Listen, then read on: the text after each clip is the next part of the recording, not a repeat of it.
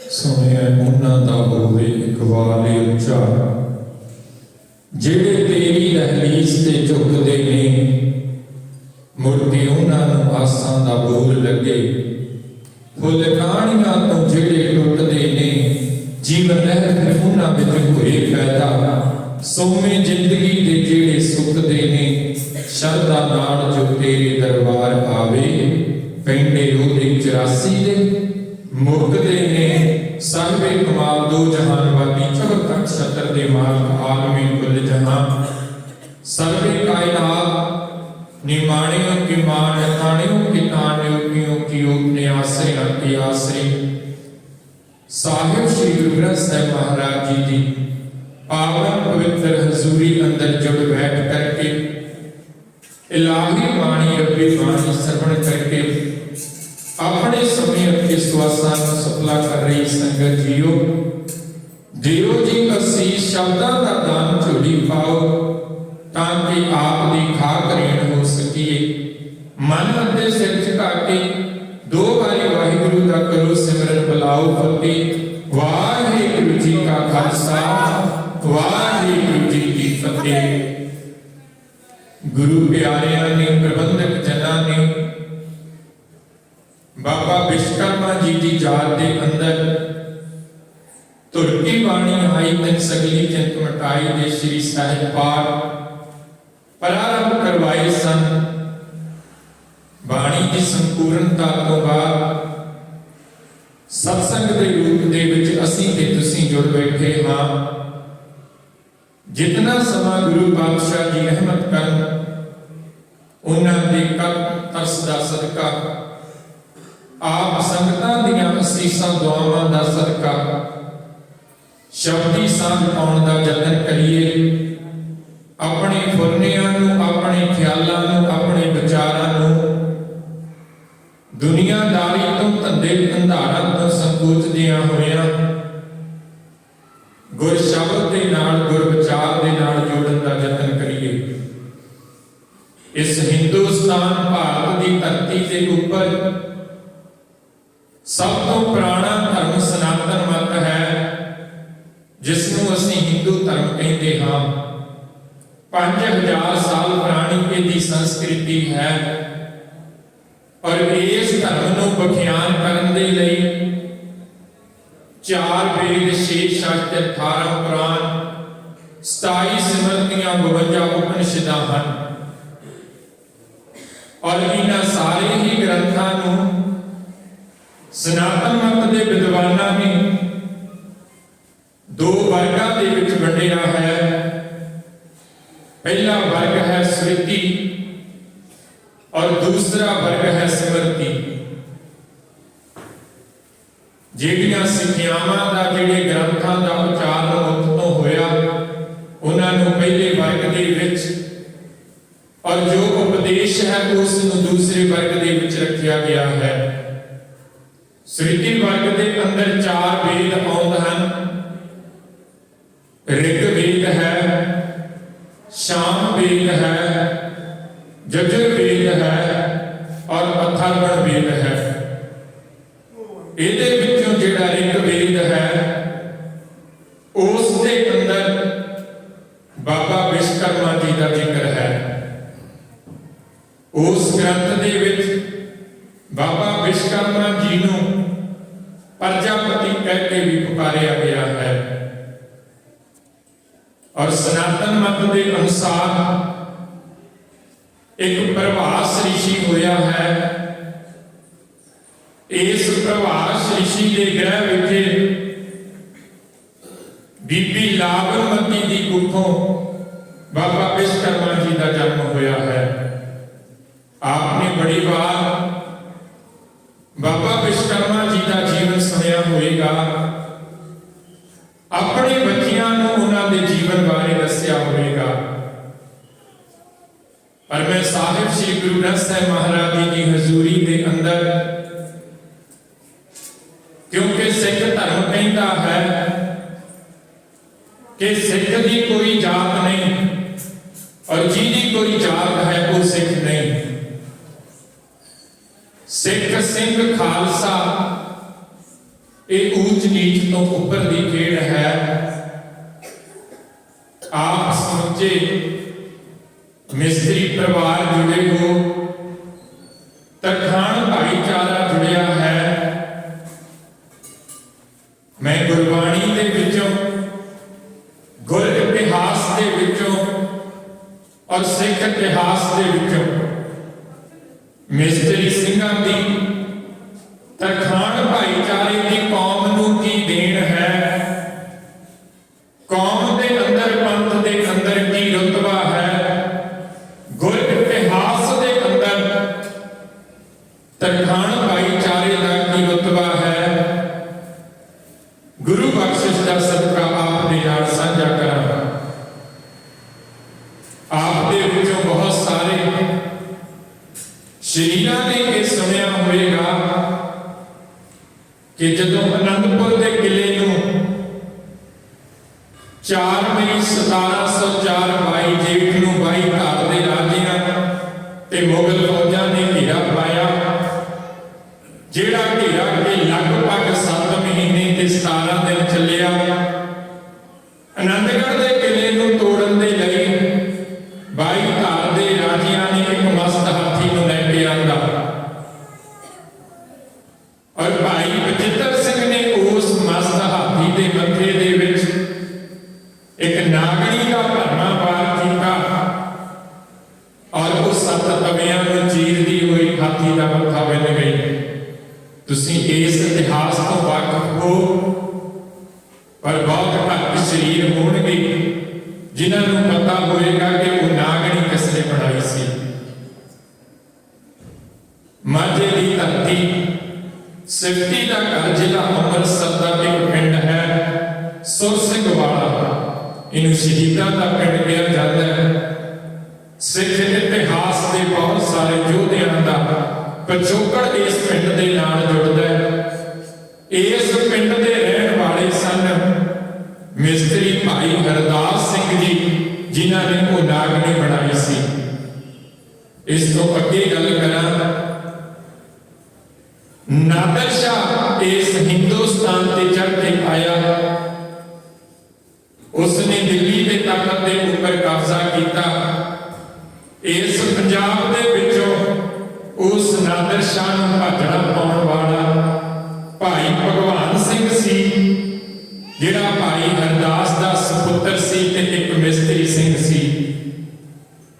ਇਸ ਤੋਂ ਅੱਗੇ ਗੱਲ ਕਰਾਂ, ਆਪਣਿਆਂ ਦਾ ਖੂਨ ਬਹਾ ਕੇ, ਆਪਣੇ ਪਿਓ ਨੂੰ ਕੈਦ ਕਰਕੇ, ਆਪਣੀ ਧੀ ਨੂੰ ਨਜ਼ਰਬੰਦ ਕਰਕੇ ਔਰੰਗਾ ਇਸ ਦਿੱਲੀ ਦੇ ਤਖਤ ਤੇ ਤਾਊਸ ਤੇ ਬੈਠਾ।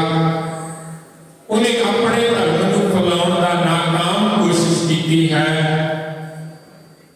ਔਰ ਉਸ ਤੋਂ ਬਾਅਦ ਜਿਹੜਾ ਮਿਸਤਰੀ ਸਿੰਘ ਇਸ ਦਿੱਲੀ ਨੂੰ ਸਰ ਕਰਦਾ ਹੈ, ਇਸ ਦਿੱਲੀ ਨੂੰ ਜਿੱਤਣ ਦੇ ਨਾਲ ਨਾਲ ਉਹ ਤਖਤ ਤੇ ਤਾਊਸ ਜਿੱਥੇ ਔਰੰਗਾ ਕਾਪੀ ਬੈਠਿਆ ਕਰਦਾ ਸੀ, ਕਿਸੇ ਦੀ ਜ਼ਰੂਰਤ ਨਹੀਂ ਸੀ ਕਿ ਔਰੰਗੇ ਦੀ ਅੱਖ ਵਿੱਚ ਅੱਖ ਪਾ ਕੇ ਗੱਲ ਕਰੇ।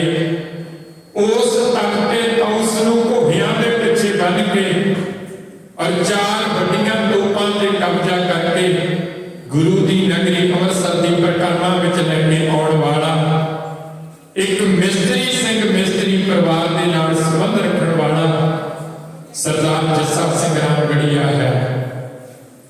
ਜੇ ਸਿੱਖ ਰਾਜ ਪੜ੍ਹੋਗੇ, ਸ਼ੇਰੇ ਪੰਜਾਬ ਦਾ ਇਹ ਰਾਜ ਹੈ। ਇਤਿਹਾਸਕਾਰਾਂ ਨੇ ਲਿਖਿਆ ਹੈ ਕਿ ਜਦੋਂ ਕਦੇ ਵੀ ਸ਼ੇਰੇ ਪੰਜਾਬ ਨੇ ਸਰਦਾਰ ਜੱਸਾ ਸਿੰਘ ਰਾਮਗੜੀਏ ਨੂੰ ਮੁਖਾਤਬ ਹੋ ਕੇ ਬੁਲਾਉਣਾ ਹੁੰਦਾ ਤਾਂ ਉਹ ਹਮੇਸ਼ਾ ਕਿਹਾ ਕਰਦਾ ਸੀ, ਬਾਬਾ ਜੱਸਾ ਸਿੰਘ ਜੀ ਰਾਮਗੜੀਆ। ਇਹ ਸਤਿਕਾਰ ਸੀ, ਇਹ ਰੁਤਬਾ ਸੀ ਇਸ ਮਿਸਤਰੀ ਵੀਰ ਦਾ, ਜਿਹਨੇ ਸਿੱਖ ਕੌਮ ਦੀਆਂ ਨੀਹਾਂ ਦੇ ਵਿੱਚ ਆਪਾ ਸਮਰਪਣ ਕਰਕੇ ਸਿੱਖ ਕੌਮ ਨੂੰ ਬੁਲੰਦੀਆਂ ਤੇ ਪਹੁੰਚਾਇਆ ਹੈ।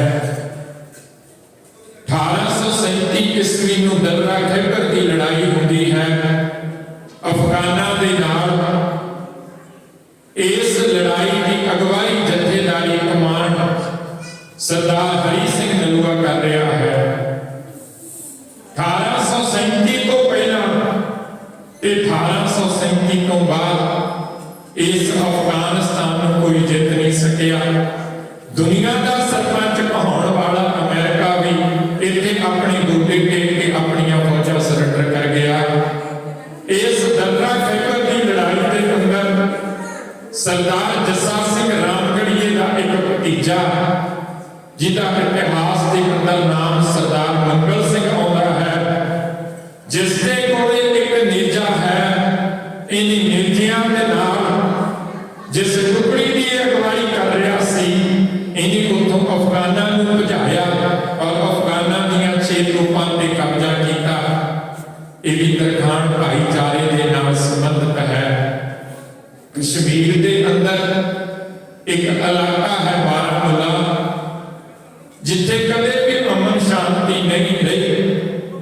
ਹਮੇਸ਼ਾ ਹੀ ਭਾਰਤ ਨੂੰ ਉੱਥੇ ਸ਼ਹਾਦਤਾਂ ਦੇਣੀਆਂ ਪਈਆਂ। ਪਰ 1819 ਤੋਂ ਲੈ ਕੇ 1834 ਤੱਕ ਜਿਤਨਾ ਚਿਰ ਸਿੱਖ ਰਾਜ ਰਿਹਾ ਹੈ, ਇਸ ਬਾਰਾਮੂਲਾ ਸੈਕਟਰ ਦਾ ਇੰਚਾਰਜ ਰਿਹਾ ਹੈ ਸਰਦਾਰ ਦੀਵਾਨ ਸਿੰਘ, ਜਿਹੜਾ ਕਿ ਮਿਸਤਰੀ ਭਾਈਚਾਰੇ ਦੇ ਨਾਲ ਸੰਬੰਧਿਤ ਸੀ। ਔਰ ਇਹਨਾਂ 15 ਸਾਲਾਂ ਦੇ ਵਿੱਚ ਬਾਰਾਮੂਲੇ ਸੈਕਟਰ ਦੇ ਅੰਦਰ ਸਿੱਖ ਰਾਜ ਦੇ ਖਿਲਾਫ ਕਦੇ ਵੀ ਬਗਾਵਤ ਨਹੀਂ ਹੋਈ।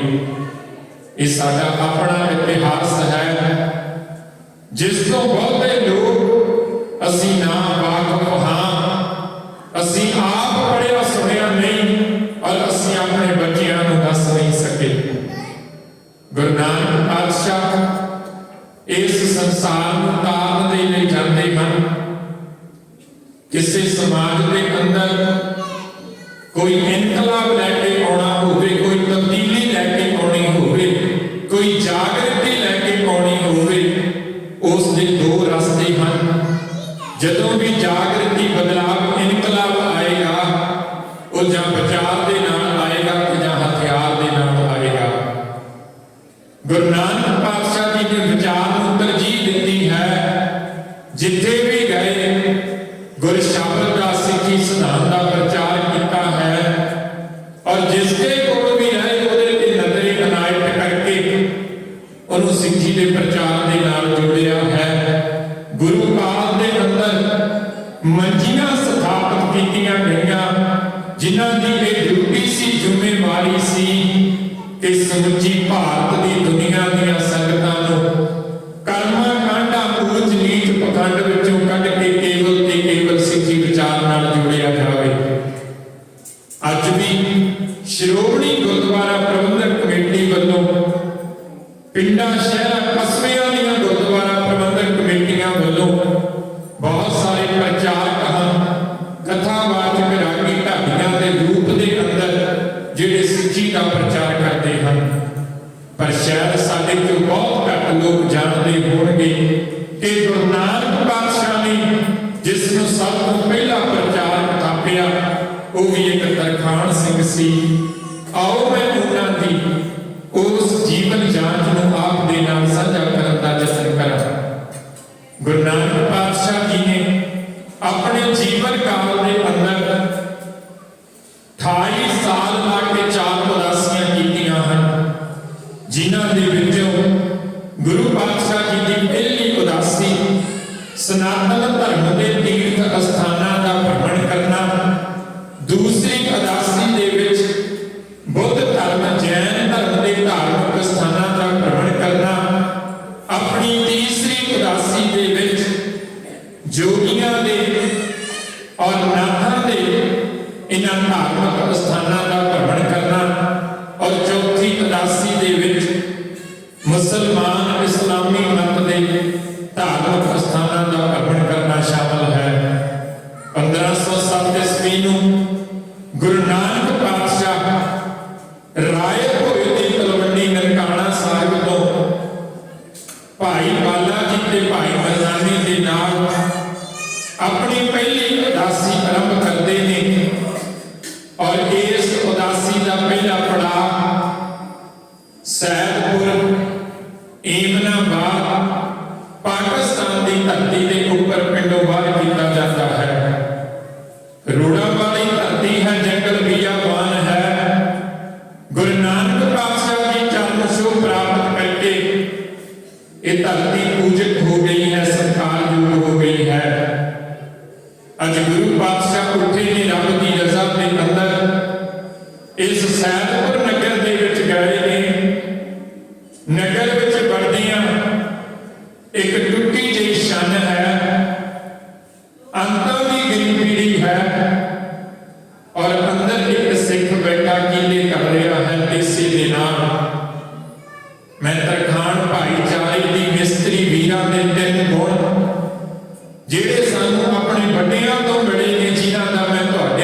ਜ਼ਿਕਰ ਕੀਤਾ ਹੈ।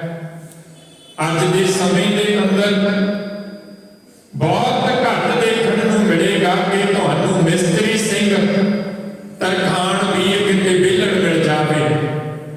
ਹਮੇਸ਼ਾ ਆਪਣੀ ਕਿਰਤ ਦੇ ਨਾਲ ਜੁੜਿਆ ਪਾਓਗੇ ਮਿਸਤਰੀ ਭਾਈਚਾਰੇ ਨੂੰ। ਔਰ ਦੂਸਰਾ, ਅੱਜ ਕਲਯੁਗ ਆਪਣੇ ਜੋਬਨ ਤੇ ਹੈ। ਅੱਜ ਪੱਛਮੀ ਹਵਾਵਾਂ ਸਾਡੇ ਧਰਮ ਅਤੇ ਸੱਭਿਆਚਾਰ ਨੂੰ ਲੂ ਰਹੀਆਂ ਹਨ, ਪਰ ਗੁਰੂ ਦੀ ਕਿਰਪਾ ਹੈ ਕਿ ਅੱਜ ਵੀ ਤੁਸੀਂ ਮਿਸਤਰੀ ਸਿੰਘਾਂ ਦੇ ਬਹੁਤੇ ਬੱਚਿਆਂ ਨੂੰ ਅੰਮ੍ਰਿਤਧਾਰੀ ਤੇ ਕੇਸਾਧਾਰੀ ਵੇਖੋਗੇ। ਅੱਜ ਵੀ ਬਹੁਤੇ ਮਿਸਤਰੀ ਵੀਰਾਂ ਦੇ ਸਿਰਾਂ ਦੇ ਉੱਪਰ ਦਸਤਾਰਾਂ ਸੁਸ਼ੋਭਿਤ ਹਨ।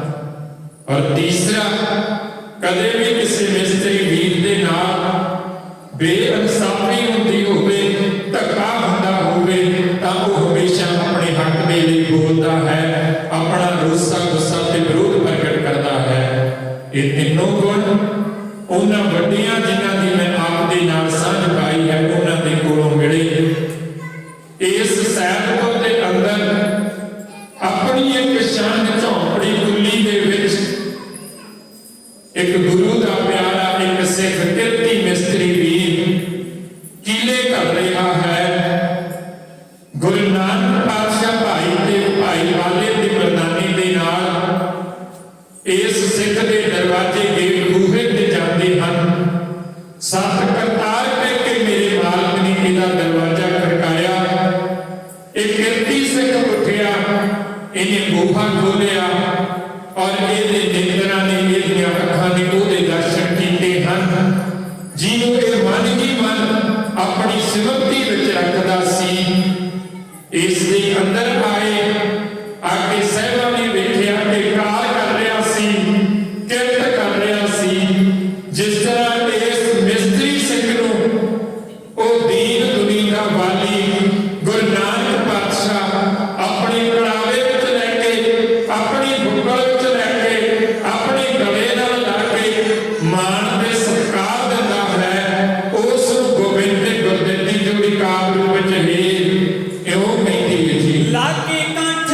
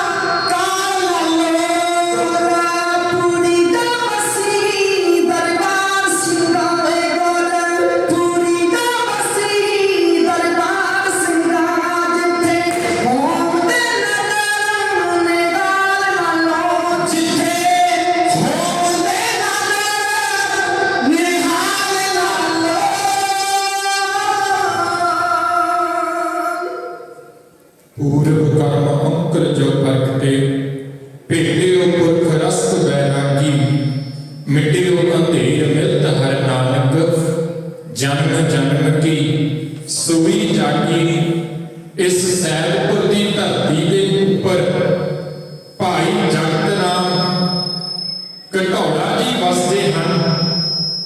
भाई जगत राम जी के घरे 24 सितंबर 1452 ईस्वी में एक बच्चे ने जन्म लिया जिसका नाम लालू रखा गया। भाई लालू ने अपना पिता पुरखी किता अपने प्यो के नाल शुरू किया है। अज अपनी पत्नी के नाल और अपनी बेटी रंजो के नाल इस घर दे विच किरत करते हैं।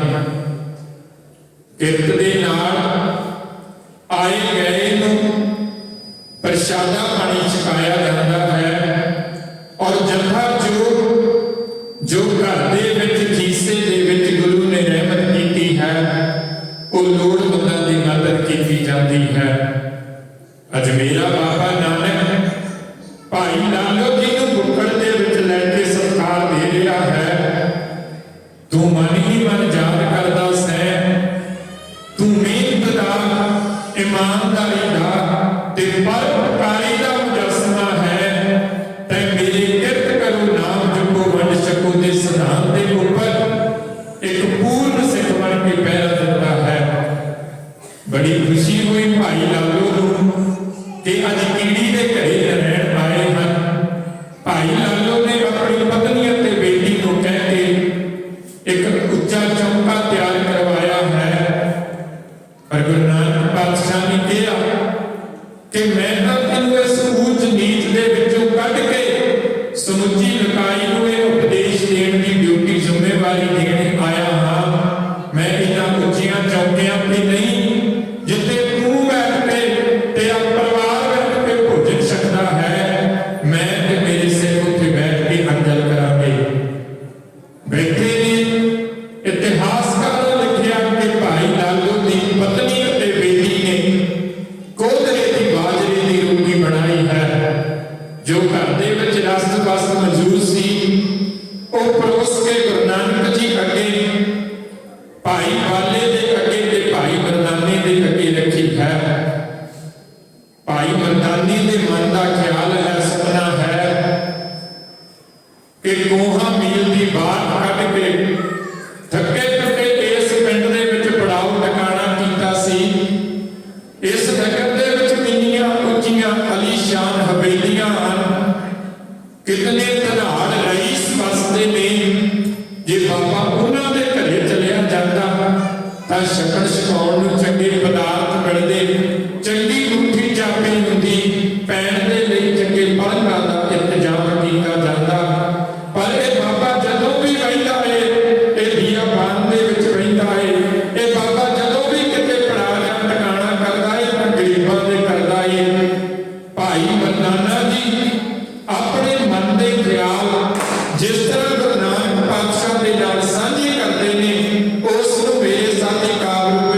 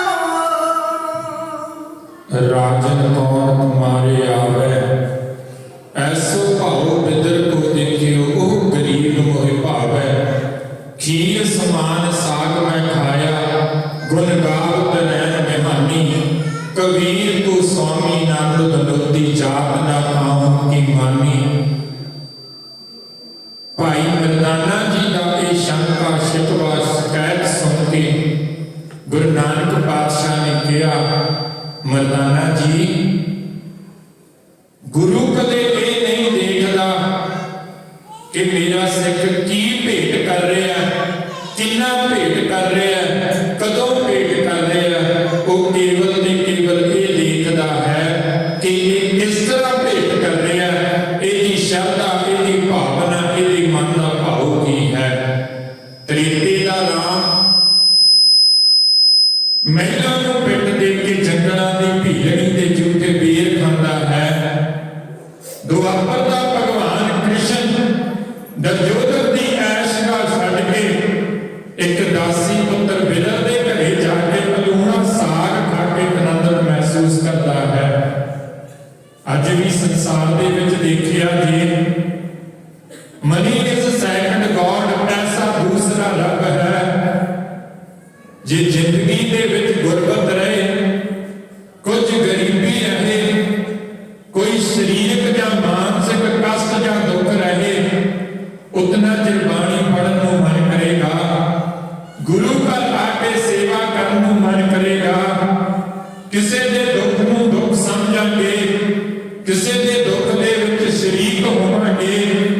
ਪਰ ਜੇ ਗੁਰੂ ਰਹਿਮਤ ਕਰ ਦੇਵੇ, ਚਾਰ ਪਦਾਰਥ ਝੋਲੀ ਪਾ ਦੇਵੇ, ਚਾਰ ਛਿੱਲੜ ਦੇ ਦੇਵੇ, ਰੋਟੀ ਸੌਖੀ ਮਿਲਦੀ ਹੋ ਜਾਵੇ, ਫਿਰ ਅੰਮ੍ਰਿਤ ਵੇਲੇ ਜਾਗ ਨਹੀਂ ਆਉਂਦੀ, ਅੱਖ ਨਹੀਂ ਖੁੱਲਦੀ, ਫਿਰ ਨਿਤਨੇਮ ਦੇ ਵਿੱਚ ਮਨ ਨਹੀਂ ਲੱਗਦਾ, ਫਿਰ ਗਿਣਤੀਆਂ ਗਿਣੀ ਜਾਂਦਾ, ਕਿਹੜੀ ਬੈਂਕ ਦੀ ਆਪਣੀ ਪੂਰੀ ਹੋ ਗਈ, ਕਿਹੜੀ ਬੈਂਕ ਕਿੰਨੇ % ਵਿਆਜ ਦਿੰਦੀ ਹੈ, ਕਿਹੜਾ ਪਲਾਟ ਲੈ ਕੇ ਉਹਦੇ ਵਿੱਚੋਂ ਜ਼ਿਆਦਾ ਪ੍ਰਾਪਤ ਕੱਢਿਆ ਜਾ ਸਕਦਾ ਹੈ।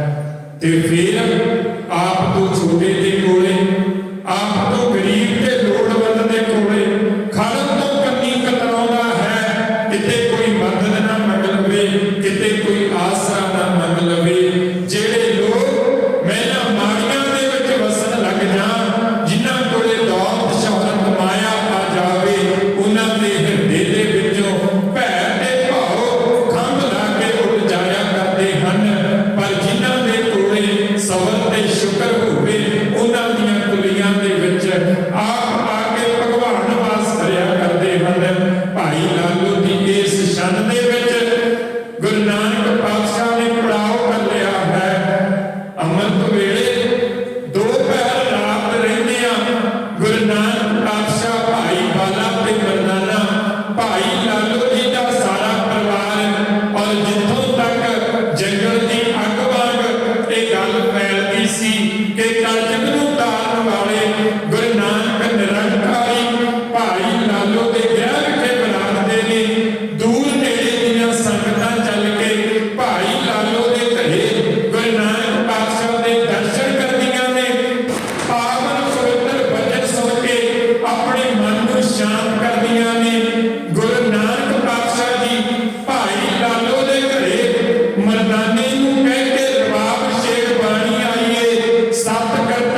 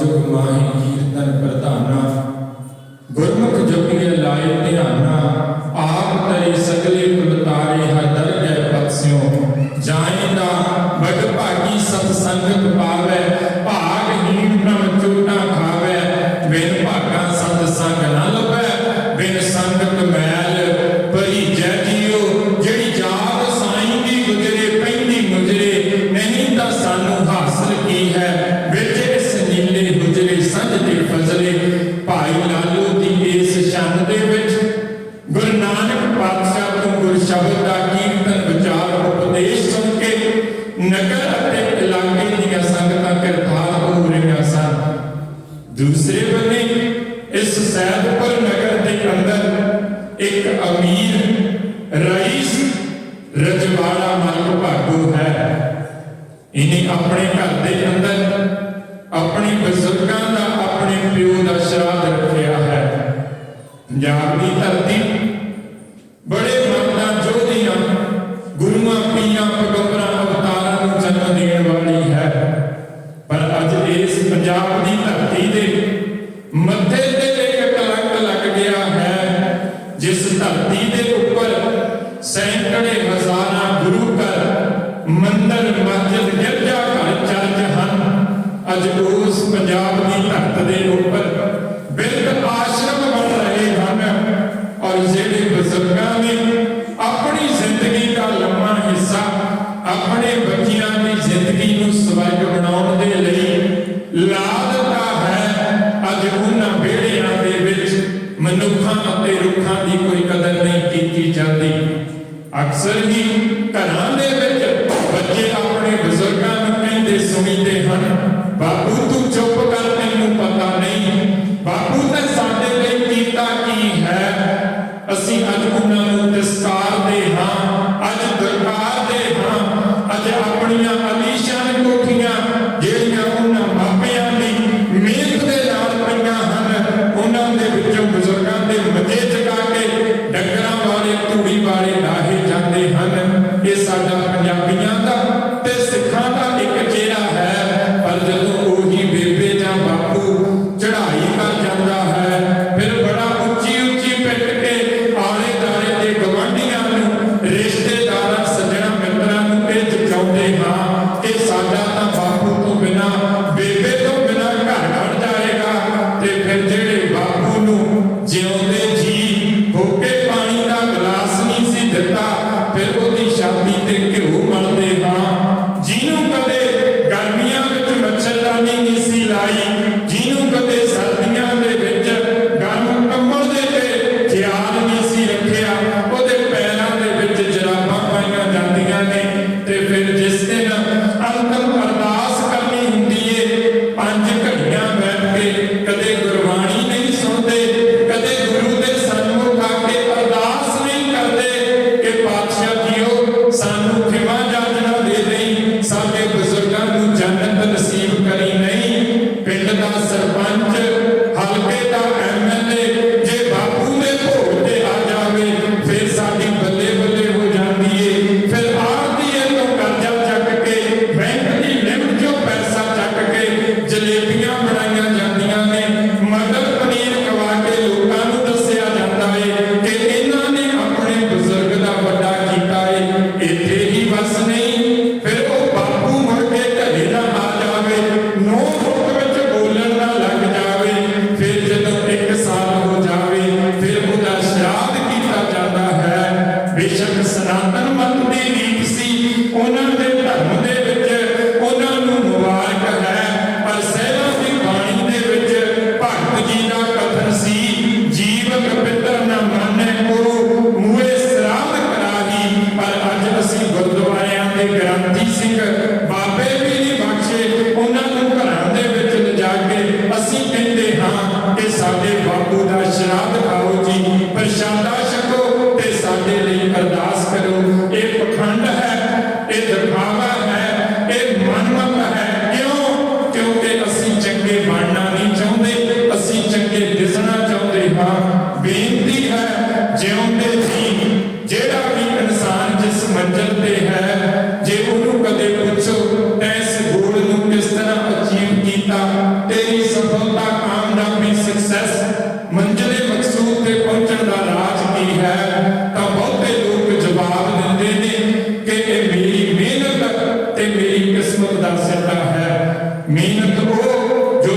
ਇਲਮ ਹੈ। ਮਿਹਨਤ ਉਹ ਜਿਹੜਾ ਤੁਸੀਂ ਹਾਰਡ ਵਰਕ ਕੀਤਾ, ਪਰ ਜਿਹਨੂੰ ਤੁਸੀਂ ਕਿਸਮਤ ਕਹਿੰਦੇ ਹੋ, ਉਹ ਤੁਹਾਡੇ ਮਾਪਿਆਂ ਦੀਆਂ ਅਰਦਾਸਾਂ ਨੇ, ਜਿਹੜੇ ਹਮੇਸ਼ਾ ਇਹ ਅਰਦਾਸ ਕਰਦੇ ਨੇ ਕਿ ਸਾਡੀ ਔਲਾਦ ਕਾਮਯਾਬ ਹੋ ਜਾਵੇ। ਸੋ ਜਿਉਂਦੇ ਜੀ ਆਪਣੇ ਮਾਪਿਆਂ ਦਾ ਸਤਿਕਾਰ ਕਰੋ। ਹੋ ਸਕਦਾ ਹੈ ਤੁਸੀਂ ਦੁਨਿਆਵੀ ਕਿਤਾਬਾਂ ਆਪਣੇ ਮਾਪਿਆਂ ਤੋਂ ਚਾਰ ਵੱਧ ਪੜ੍ਹੀਆਂ ਹੋਣ, ਪਰ ਤੁਹਾਡੇ ਮਾਪਿਆਂ ਨੂੰ ਇਸ ਸਮਾਜ ਦੀ, ਇਸ ਦੁਨੀਆਦਾਰੀ ਦੀ, ਤੁਹਾਡੇ ਦੁੱਖ ਸੁੱਖ ਦੀ ਤੁਹਾਡੇ ਤੋਂ ਵੱਧ ਨੌਲੇਜ ਤੇ ਜਾਣਕਾਰੀ ਐਜੂਕੇਸ਼ਨ ਹੈ। ਜਿਉਂਦੇ ਜੀ ਆਪਣੇ ਮਾਪਿਆਂ ਦਾ ਸਤਿਕਾਰ ਕਰੋ, ਔਰ ਜਦੋਂ ਇਸ ਦੁਨੀਆ ਤੋਂ ਉਹ ਚਲੇ ਜਾਣ ਤਾਂ ਉਹਨਾਂ ਦੀਆਂ ਚੰਗੀਆਂ ਆਦਤਾਂ, ਉਹਨਾਂ ਦੇ ਸੰਸਕਾਰ, ਉਹਨਾਂ ਦੀਆਂ ਦਿੱਤੀਆਂ ਹੋਈਆਂ ਸਿੱਖਿਆਵਾਂ ਤੇ ਚੱਲ ਕੇ ਆਪਣੇ ਮਾਤਾ ਪਿਤਾ ਦੀ ਜਿਹੜੀ ਸੋਭਾ ਹੈ ਉਹ ਸੰਸਾਰ ਦੇ ਵਿੱਚ ਕਰਾਓ। ਇਹ ਮਲਕ ਭਾਗੋ ਇਹਨੇ ਆਪਣੇ ਪਿਓ ਦਾ ਸ਼ਰਾਧ ਰੱਖਿਆ।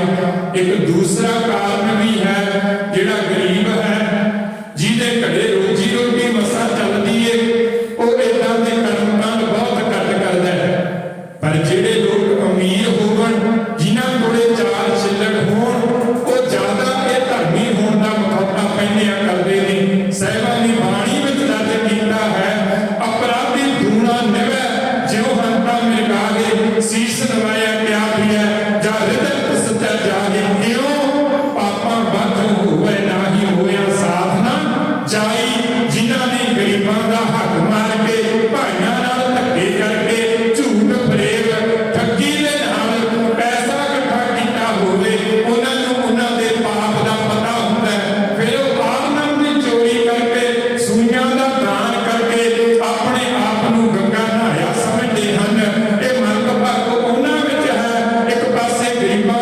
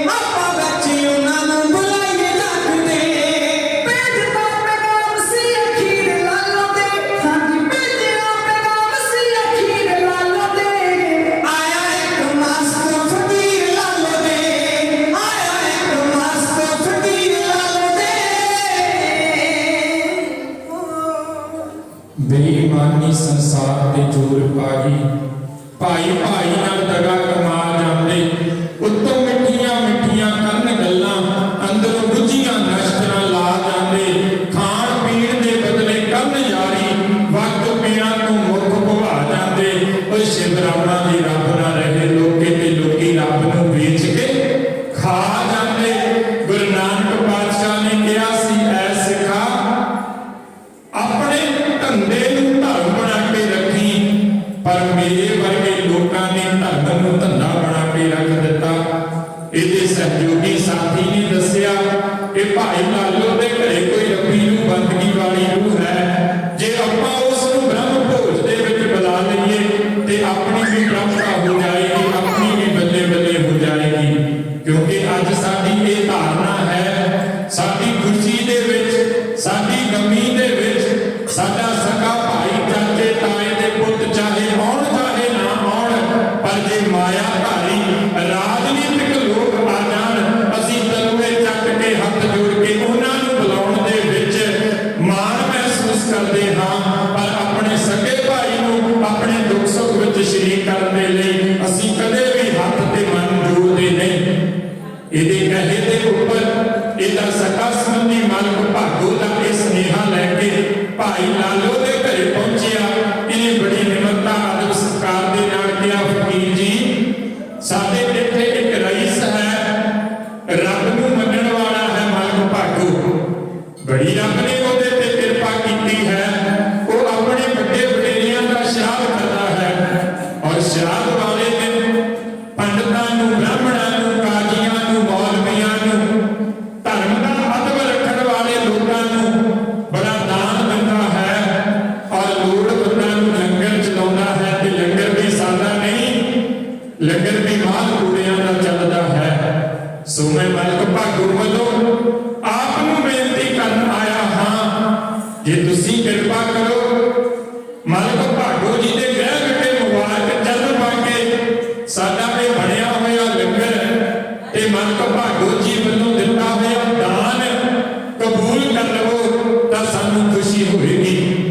ਪਾਤਸ਼ਾਹ ਨੇ ਨੇਤਰ ਭਰ ਕੇ ਇਸ ਸਨੇਹੀ ਸੱਜਣ ਵੱਲ ਤੱਕਿਆ, ਔਰ ਜੋ ਗੁਰੂ ਪਾਤਸ਼ਾਹ ਜੀ ਮੋੜ ਕੇ ਇਸ ਸੱਜਣ ਨੂੰ ਜਵਾਬ ਦਿੰਦੇ ਨੇ, ਉਸ ਨੂੰ ਕਾਰਨ ਵਿੱਚ ਮੇਰੇ ਸਾਥੀ ਨੇ ਇਉਂ ਵੀ ਨਹੀਂ ਕਰਦੇ ਜੀ। ਬੋਲੇ ਗੁਰੂ ਸੁਣ ਕੇ ਪੈਗਾਮ ਪਾਕਦਾ, ਸਾਨੂੰ ਅੱਗੇ ਭੇਤ ਹੈ ਨਵਾਬ ਪਾਕਦਾ, ਸਾਨੂੰ ਅੱਗੇ ਭੇਤ ਹੈ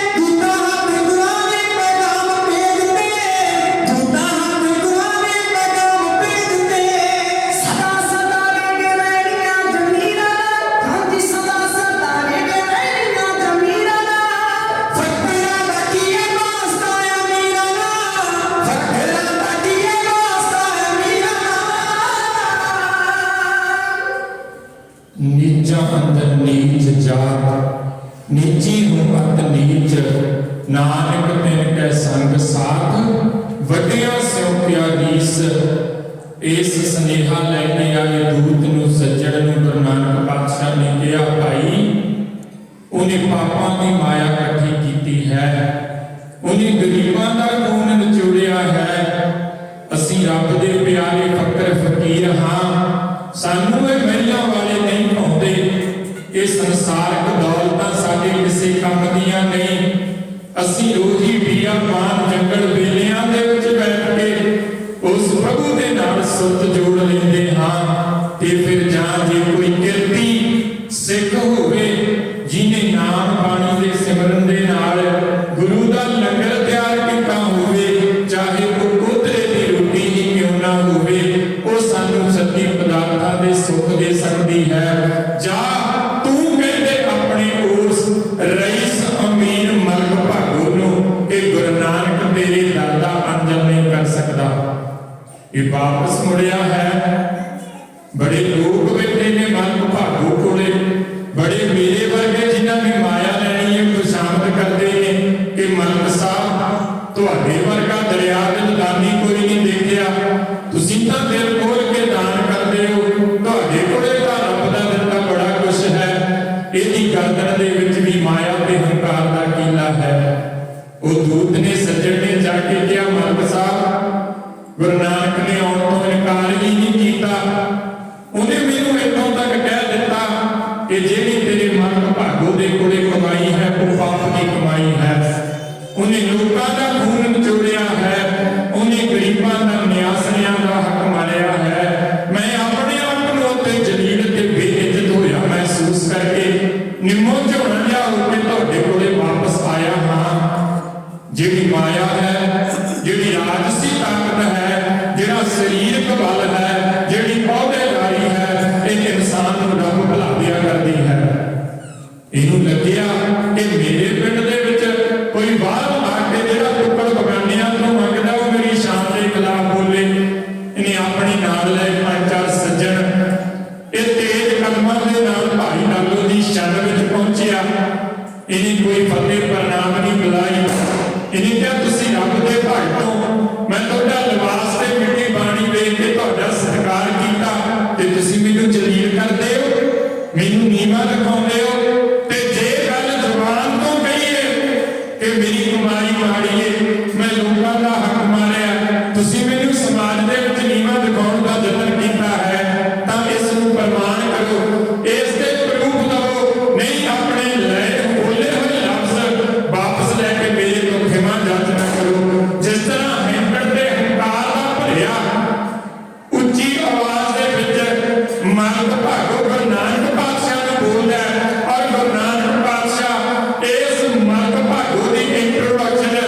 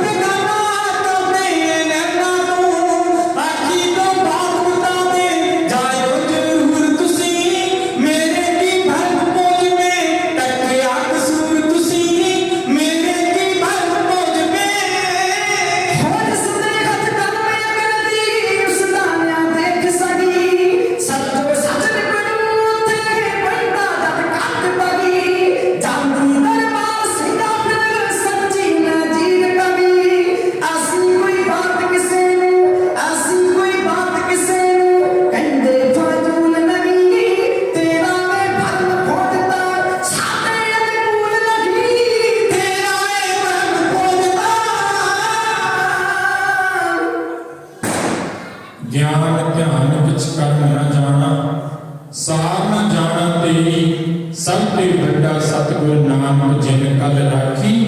ਮੇਰੀ ਮਲਕ ਭਾਗੋ ਨੇ ਮਾਇਆ ਦੇ ਅਹੰਕਾਰ ਵਿੱਚ ਗੁਰੂ ਪਾਤਸ਼ਾਹ ਜੀ ਨੂੰ ਕੌੜੇ ਫਿੱਕੇ ਲਫ਼ਜ਼ ਬੋਲੇ। ਤੁਸੀਂ ਇੱਕ ਸ਼ੂਦਰ ਦੇ ਇੱਕ ਨੀਚ ਦੇ ਘਰੇ ਬੈਠੇ ਹੋ ਔਰ ਇਸ ਦੇ ਪਦਾਰਥਾਂ ਦੀ ਉੱਚੀ ਨੀਚੀ ਦੀ ਜਿਹੜੀ ਤੁਲਨਾ ਹੈ ਤੁਸੀਂ ਮੇਰੇ ਚੰਗੇ ਪਦਾਰਥਾਂ ਦੇ ਨਾਲ ਕਰਦੇ ਹੋ।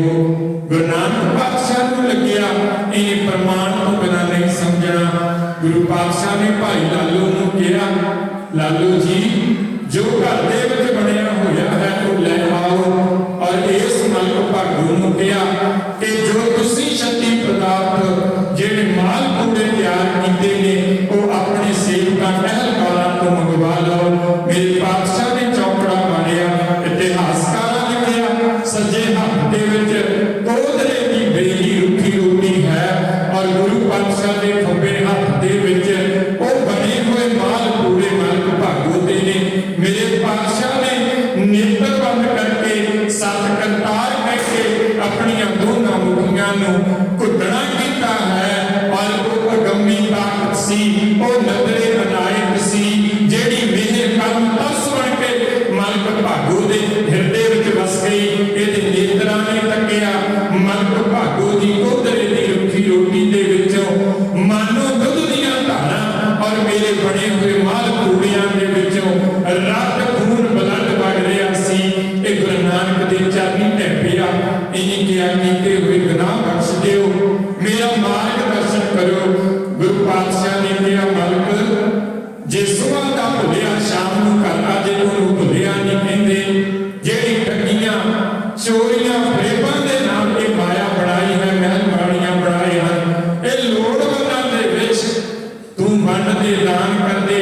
ਅੱਜ ਤੋਂ ਸੱਚੀ ਸੁੱਚੀ ਕਿਰਤ ਕਰ, ਘਾਲ ਖਾਏ ਕੁਝ ਹੱਥੋਂ ਦੇ, ਨਾਨਕ ਰਹੋ ਪਛਾਣੈ ਸੇ। ਕਿਰਤ ਵਿਰਤ ਕਰ ਧਰਮ ਦੀ, ਹੱਥੋਂ ਦੇ ਕਰ ਭਲਾ ਮਨਾਵੇ। ਔਰ ਅੱਜ ਤੋਂ ਬਾਅਦ ਸਿੱਖੀ ਸਿਧਾਂਤਾਂ ਦੇ ਉੱਪਰ ਆਪਣਾ ਜੀਵਨ ਬਸ਼ਰ ਕਰ। ਸਤ ਵਚਨ ਕਹਿੰਦੇ ਮਲਕ ਭਾਗੋ ਨੇ ਆਪਣੀਆਂ ਜਿਹੜੀਆਂ ਹਵੇਲੀਆਂ ਸਨ, ਜਿਹੜੀ ਮਾਇਆ ਇਕੱਤਰ ਕੀਤੀ ਸੀ ਧਨ ਪਦਾਰਥ, ਉਹ ਲੋੜਵੰਦਾਂ ਵਿੱਚ ਵੰਡ ਦਿੱਤਾ।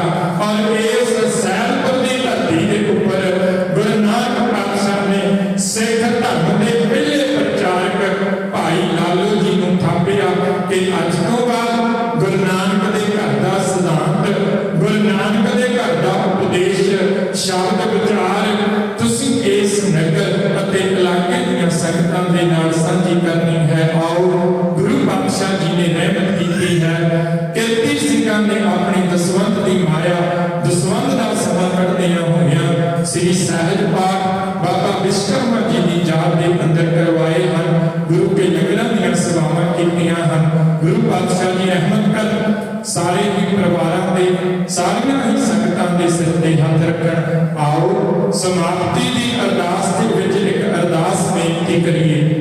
ਗੁਰੂ ਨਾਨਕ ਪਾਤਸ਼ਾਹ ਨੇ ਸਾਨੂੰ 3 ਸਿਧਾਂਤ ਦਿੱਤੇ ਸਨ, ਕਿਰਤ ਕਰੋ, ਨਾਮ ਜਪੋ ਤੇ ਵੰਡ ਛਕੋ।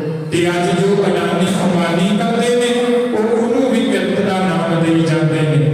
ਤੇ ਜਿਹੜੇ ਅਸੀਂ ਦੇਹ ਧਾਰੀਆਂ ਦੰਮੀਆਂ ਪਖੰਡੀਆਂ ਤੋਂ ਲੈਜੀਆਂ ਲੈ ਕੇ, ਸਵਾਦ ਦੀਆਂ ਕੁੜੀਆਂ ਲੈ ਕੇ, ਫੂਕਾਂ ਵਾਲਾ ਪਾਣੀ ਲੈ ਕੇ ਤੇ ਕਾਲੇ ਧਾਗੇ ਗਿੱਟਿਆਂ ਦੇ ਗੁੱਟਾਂ ਤੇ ਬੰਨ੍ਹ ਕੇ ਅਸੀਂ ਉਹਨਾਂ ਦਾ ਨਾਮ ਜਪੀ ਜਾਂਦੇ ਹਾਂ, ਉਹਨੂੰ ਵੀ ਨਾਮ ਜਪਣਾ ਕਹੀ ਜਾਂਦੇ ਹਾਂ। ਔਰ ਤੀਸਰਾ ਅਸੀਂ ਵੰਡ ਛਕੋ। ਅੱਜ ਅਸੀਂ ਲੋੜਵੰਦਾਂ ਨੂੰ ਨਹੀਂ ਵੰਡ ਰਹੇ, ਅੱਜ ਅਸੀਂ ਆਪਣੀ ਹਉਮੈ ਨੂੰ ਪੱਠੇ ਪਾਉਣ ਦੇ ਲਈ ਉਹ ਦਾਨ ਕਰਦੇ ਹਾਂ ਜਿਹੜਾ ਗਰੀਬਾਂ, ਨਿਆਸਰਿਆਂ ਅਤੇ ਲੋੜਵੰਦਾਂ ਤੱਕ ਨਹੀਂ ਪਹੁੰਚਦਾ। ਆਓ ਜਿਹੜਾ ਵਿਹਲੜ ਹੋਵੇ ਉਹ ਗੁਰੂ ਨਾਨਕ ਦਾ ਸਿੱਖ ਨਹੀਂ ਹੋ ਸਕਦਾ, ਜਿਹੜਾ ਮੰਗ ਖਾਣਾ ਹੋਵੇ ਉਹ ਗੁਰੂ ਨਾਨਕ ਦਾ ਸਿੱਖ ਨਹੀਂ ਹੋ ਸਕਦਾ, ਤੇ ਜਿਹੜਾ ਹਮੇਸ਼ਾ ਇਕੱਲਾ ਖਾਂਦਾ ਹੋਵੇ ਉਹ ਕਦੇ ਗੁਰੂ ਨਾਨਕ ਦਾ ਸਿੱਖ ਨਹੀਂ ਹੋ ਸਕਦਾ। ਸੋ ਆਓ ਆਪਣੇ ਦਸਾਂ ਨੌਹਾਂ ਦੀ ਸੋ ਕਿਰਤ, ਧਰਮ ਦੀ ਕਿਰਤ ਕਰੀਏ।